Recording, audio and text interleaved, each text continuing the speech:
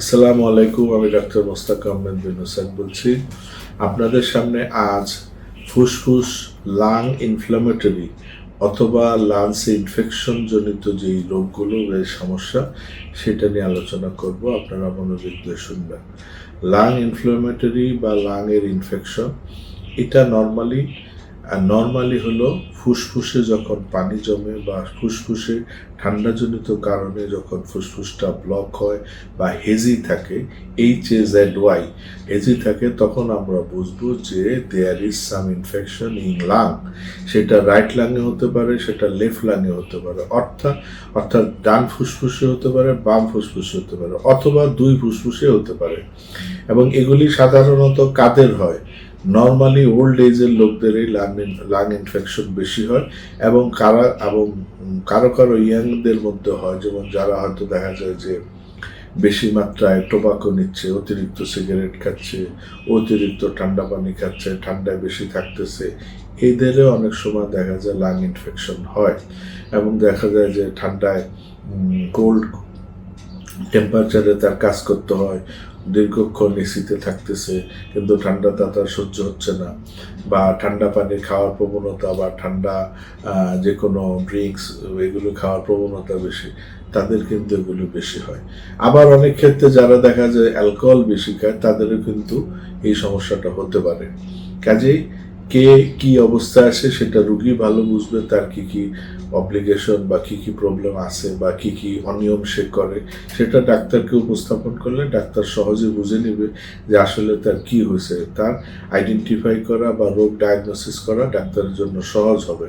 তার পরবর্তীতে এরপরও ডাক্তাররা যদি রুগীর স্টেটমেন্ট নিয়ে যদি স্যাটিসফাই না হয়, দেন তারা বুকের এক্সরে বা সিটি স্ক্যান অথবা অন্যান্য ব্লাডের বিভিন্ন রকম এক্সামিনেশন আছে, সেগুলি করে যখন বোঝা যাবে যে লাংসে তার ইনফেকশন হয়েছে, তখন তাকে লাংস ইনফেকশন ট্রিটমেন্ট দিবে। তবে আপাতত বা সহজে কিছু সিমটম আছে যেটাতে আমরা বুঝবো তার লাং ইনফেকশন হতে পারে।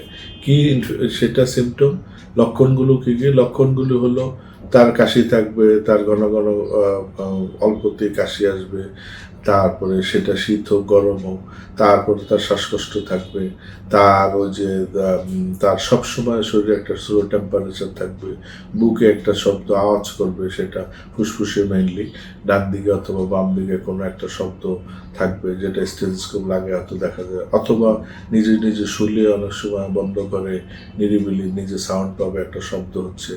তারপর তার সাথে সাথে তার ক্ষুধামন্দা থাকবে, তার পায়খানার অনিয়ম থাকবে, তার ব্রেন একজস্ট থাকবে, অর্থাৎ ব্রেন হ্যাং হয়ে থাকবে, কোনো কাজ করবে না, ইত্যাদি বিভিন্ন রকম যখন উপসর্গ আসবে, তখন কিন্তু এগুলি আমরা আমলে নিতে পারি যে এটা কিন্তু লাং ইনফেকশনের সিমটম।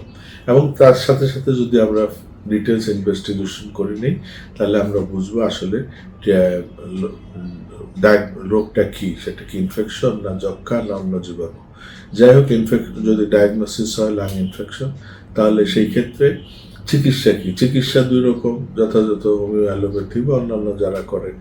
তো অ্যালোপ্যাথিক চিকিৎসাটা একটু আগে বলি। অ্যালোপ্যাথিক চিকিৎসাটা একটু হ্যাসেল, যেমন হলো সেখানে দেখা যায় যে সেটাকে ওই যে হয় অ্যান্টিবায়োটিক দেয়, অথবা লাংসের পানি পরিষ্কারের জন্য তাকে পিছনে নিডেল ইউজ করে, মোটা নিডেল দিয়ে লাংস ফুসফুস থেকে পানি বের করে, অথবা দেখা যায় কোনো অ্যান্টিবায়োটিকের কোর্স 3 সপ্তাহ 4 সপ্তাহ কোর্স দেয়, অথবা দেখা যায় দামি দামি অ্যান্টিবায়োটিক ইঞ্জেকশন দেয়।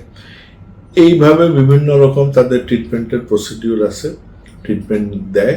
দেওয়ার পরে দেখা যায় যে ফর দি টাইম বিং এটা তো ভালো থাকে, হয়তো রুগীটা 6 মাস ভালো থাকলো, বা কারো কারো ভাগ্য ভালো হলে বছরখানিক ভালো থাকে, আবার সে অ্যাফেক্টেড হয়, আবার ডাক্তারের কাছে যায়, আবার যথারীতি ওই ধরনের ট্রিটমেন্টগুলো দেয়। কিন্তু হোমিওপ্যাথিতে দেখা যায় আমাদের কাছে পার্মানেন্টলি ভালো হওয়ার চিকিৎসা আছে। এবং আমরা যখন বুঝি যে আসলে এটা কি অ্যাজমা, অর্থাৎ এটা হাঁপানি, না শুধু লাঙে পানি, না লাঙে ইনফেকশন, না লাঙে কোনো অবস্ট্রাকশন, কোনো টিউমার, সোল, অন্য কিছু আছে, অথবা কিছু সঠিক ডায়াগনোসিস করতে পারলে সঠিক চিকিৎসা, খুব ইজি ট্রিটমেন্ট দিলে এগুলো কিন্তু ভালো হয়ে যায়। এবং ম্যাক্সিমাম ক্ষেত্রে অ্যাকিউট কেস, অর্থাৎ মাত্র আক্রমণ হয়েছে, জেনেটিক কোনো সমস্যা নাই, তাদের দেখা যায় যে 15 দিন 1 মাসের কোর্সে সে ভালো হয়ে যাচ্ছে। কারো কারো হয়তো 2-3 মাস লাগতে পারে, তবে 3 মাসের বেশি এগুলি নর্মালি আমাদের লাগে না, হোমিওতে ভালো হয়ে যেতে পারে। এবং এই ধরনের লাং ইনফেকশন হলে আমরা কি কি প্রতিকার বা কি কি সাবধানতা অবলম্বন করব? সাবধানতা অবলম্বন করব, প্রথম কথা হলো আমরা টোবাকো অ্যাভয়েড করব, বা পুরুষদের বেলায় সিগারেট, তারপরে বিড়ি বা অন্যান্য তামাক জাতীয় জিনিস খাবো না। এবং মহিলাদের বেলায় জর্দা, সাদা, কয়েক, গুড়, তারপরে এই ধরনের টোবাকো আইটেম, তামাক জাতীয় জিনিসগুলো পুরোপুরি অ্যাভয়েড করবো প্রথম। দ্বিতীয় কথা হলো আমরা কোনো রকম ঠান্ডা খাবো না, ঠান্ডাকে বর্জন করব, ঠান্ডা পরিবেশ থেকে দূরে থাকবো, ঠান্ডা খাবো না। তৃতীয়ত কোনো রকম অ্যালার্জিক খাবার খাবো না, যেটা আগেও বলছি, ইলিশ, চিংড়ি, গরু, বেগুন, ঠান্ডা খাবার, এগুলি আমরা অ্যাভয়েড করবো। তো এই ধরনের সাবধানতা অবলম্বন করলে কিন্তু আমরা এই ধরনের ইনফেকশন থেকে সহজে মুক্তি পাবো, এবং এটা হোমিও চিকিৎসা নিলে খুব সহজে পার্মানেন্টলি ভালো হয়ে যায়।